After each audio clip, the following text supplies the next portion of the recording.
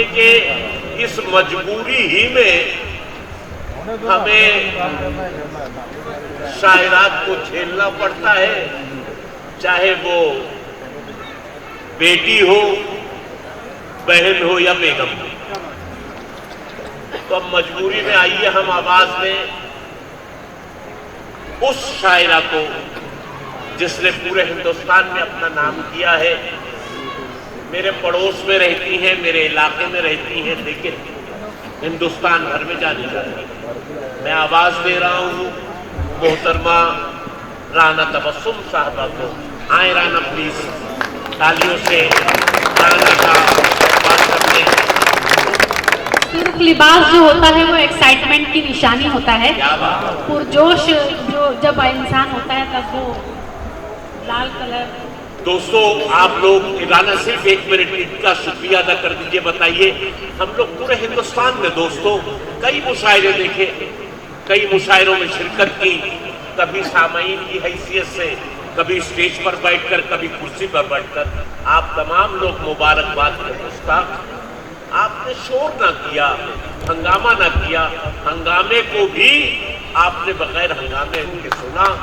इस आवाज में माइक की इस पाबंदी के बावजूद आप सब यहाँ मौजूद हैं। आप सबको मेरा सलाम। क्या बात है भाई। मैं बेहद शुक्रगुजार हूँ बिहार एकता मंच की, जिन्होंने मुझे इस मुशायरे के लायक समझा और यहाँ पर इस आंगन में मेरी पहली हाजिरी है।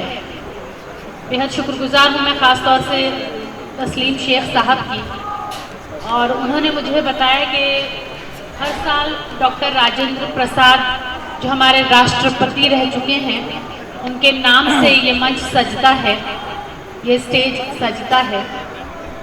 तो उनके बारे में तो हम बचपन से ही पढ़ते आए हैं कि उनका रिकॉर्ड कोई राष्ट्रपति आज तक नहीं तोड़ सका। 12 मरतबा उनका सिलेक्शन हुआ है राष्ट्रपति के पद पर। इससे बड़ी बात कोई हो ही नहीं सकती, और मुझे नहीं लगता कि अब उनका रिकॉर्ड कोई तोड़ेगा। तो जैसा कि मुझे हुक्म हुआ था, 4 मिसरे उनके लिए पढ़ती हूँ, डॉक्टर राजेंद्र प्रसाद जी के लिए, बगैर किसी तमहीद के। आप सभी की दुआएं चाहती हूँ, पढ़ती हूँ, सुनिएगा।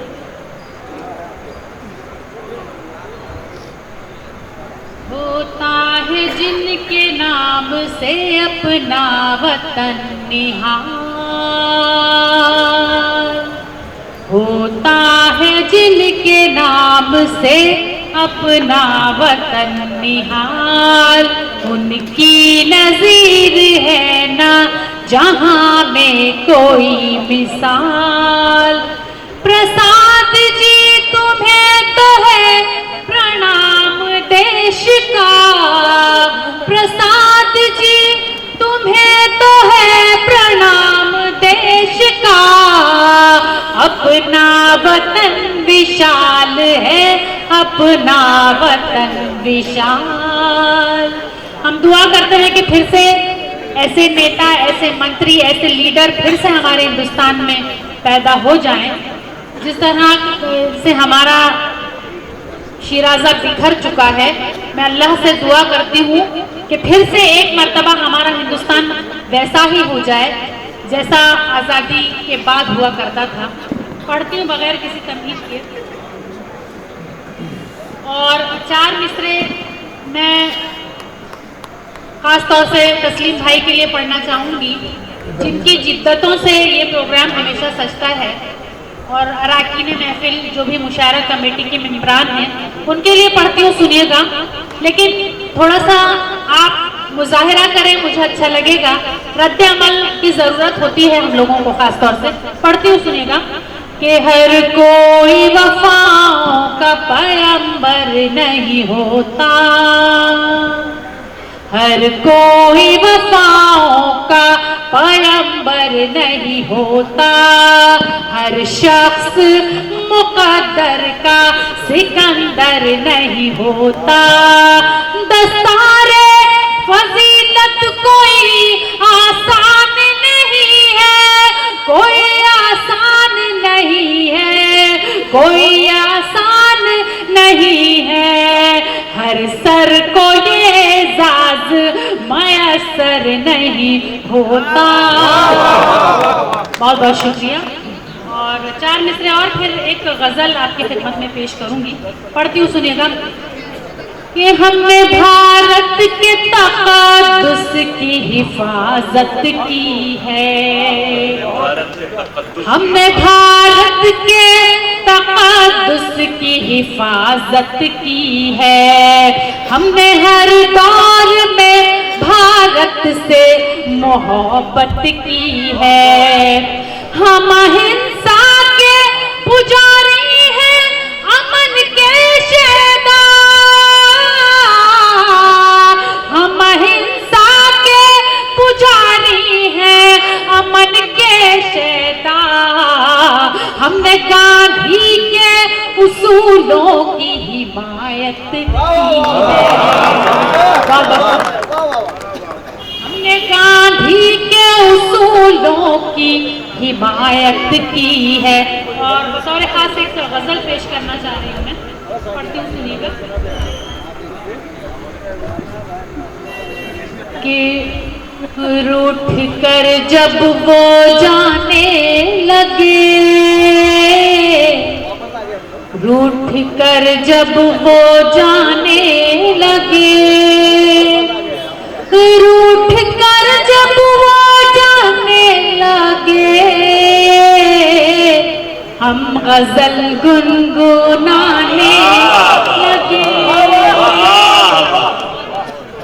हम गजल गुनगुनाने लगे। रूठ कर वो जाने लगे। जी वाह वाह।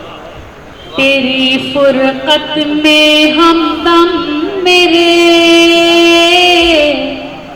तेरी फुरकत में हमदम मेरे, तेरी फुरकत में हमदम मेरे, अश्क आँखों में आने लगे, अश्क, बहुत बहुत शुक्रिया, आँखों में आने लगे। राहे उल्फत में शामो सहर, राहे उल्फत में शामो सहर, राहे उल्फत में शामो सहर, खुद को हम आज़माने लगे, खुद को हम आज़माने लगे। और जब से उनसे मोहब्बत हुई, जब से उनसे मोहब्बत हुई, जब से उनसे मोहब्बत हुई, वो तो सपनों में आने लगे।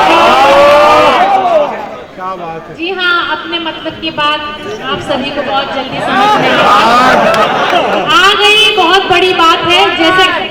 जैसा कि इन्होंने कहा है कि मजबूरी अभी भी बाहर है, वो तो सही बात है, लेकिन हम भी अपना काम हमको भी करना ही पड़ेगा। बहुत बहुत शुक्रिया। और मक्ता पेश खिदमत है कि राना उनकी जुदाई में क्यों,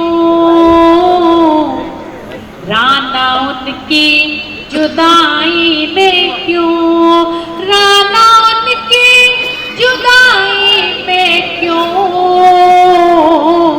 जख्म दिल मुस्कुराने लगे, जख्म दिल मुस्कुराने लगे। बहुत बहुत शुक्रिया दोस्तों।